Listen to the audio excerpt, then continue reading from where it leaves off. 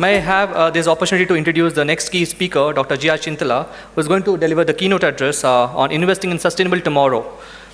So honestly, I have no words to describe you, given your professional endeavors and also your personality. Thanks to all your support to AgHub. You've always been there. But as a formality, I would deliver. Dr. G.R.Chintala was the former chairman of NABARD. He has a vast experience of 35 plus years. His initiatives include digitization of world's largest microfinance program under Project eShakti, roadmap for amalgamation of regional rural banks, promoting and nurturing FPOs, livelihood enterprise development programs, area development schemes, and alternative energy models. Over to you, sir. I request you to kindly come over and deliver the speech to the audience. Thank you. There is quite a lot of things that are happening in the entire agri scenario, and it's time for us to relook into what exactly is happening in the ecosystem and how the ecosystem can be nurtured. Who are the players actually playing a very catalytic role in the whole of this thing? And what are the issues really that are plaguing, and how actually the new economy, particularly the startup kind of a thing, is shaping up the Indian agriculture. So with this, I would like to start my speech. The dignitaries on the dais, Shri G.A. Tadas, fellow and also T20 engagement group, Shri Gareth Wine Owen from High Commission of Britain, Dr. Sudhir Kumar, Dr. Arvind Kumar, Madam Kalpana Shastri, and all others who are there in the audience, and my dear alma mater students. I belong to this university. When it was an undivided university, actually I am a student and alumni of this university, and I studied at Bapatla, then subsequently I went to IRI, then from there to NABARD, and in NABARD actually I was there in almost all places, and finally as a chairman I was there. And that time actually, that when we are thinking of doing something for that new agricultural scenario that is going to happen, that's where this incubation center idea, which was already floating in the university, has come. Because before that, actually in 3 or 4 institutes, universities, NABARD had given these incubation centers, and Telangana Agriculture University, which is again my alma mater, actually they are requesting me, since you became chairman of NABARD, why can't you give something to your university? So we thought that actually it is better, best thing is to pay my gratitude to my alma mater. We gave that grant to AgHub. And also subsequently we gave quite a lot of a catalytic capital also to this one, because one is AgHub is nothing but a kind of ecosystem builder, actually, where you have created a kind of an infra, and you have staff, you have the mentors, you have people who are doing this thing. But at the same time, when a particular enterprise graduates to a particular little bit of a marketable kind of an enterprise, actually you require capital. So for that, actually you require either angel investors, venture capitalists, or the debt givers, or anyone, and at the same time you should need something else, because many a time the bankers still have got a kind of their apprehensions, because banks' money has to be collected back with interest. Actually that is what the basic banking is. But in case of a developmental financial institution, actually we have a particular scheme where a part of our profit we will put it into this kind of a ventures and see that the ecosystems develop a lot. So that is how this whole of this thing has started. So now we are extremely happy that AgHub is doing wonderful job, and the way the innovations have been being nurtured, actually it is very great that we are catching up with the world. Now here I just want to see, because my topic is investing in a sustainable tomorrow.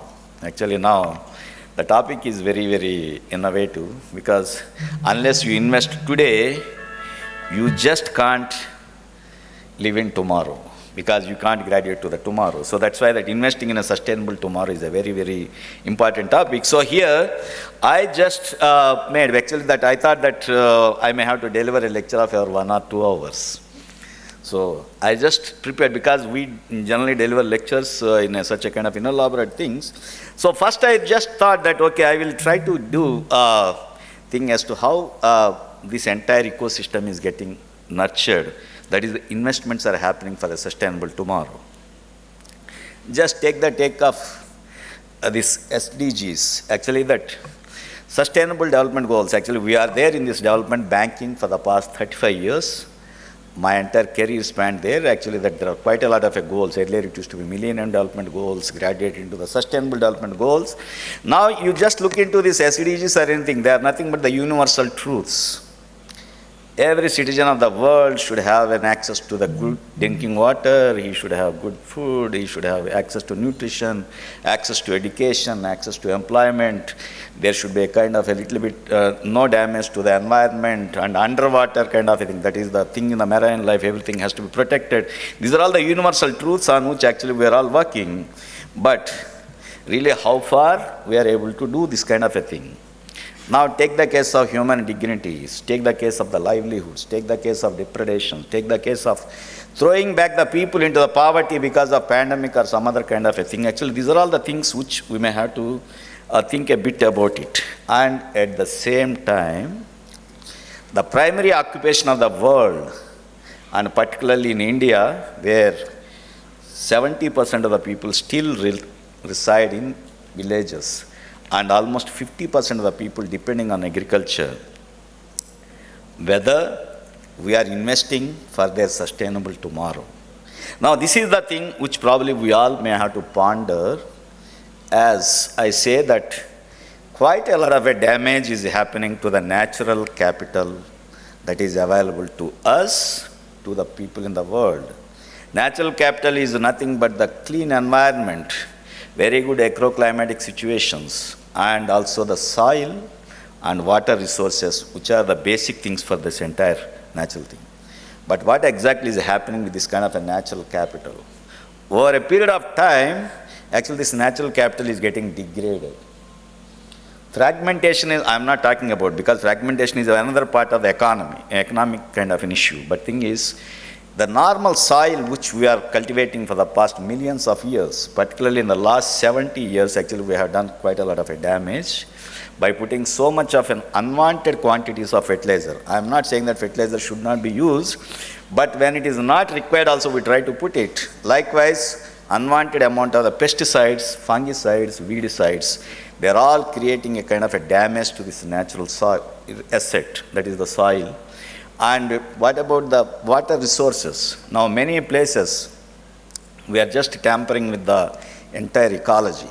We are just denuding the forests. Most of the hills are getting crushed for the granite and other kind of things. And in the process, the natural water courses are getting almost dried up. And in the process, actually, we are not having access to the water for irrigation and all those things. Then, what exactly we are doing to do this kind of a thing? To just ameliorate this kind of a situation.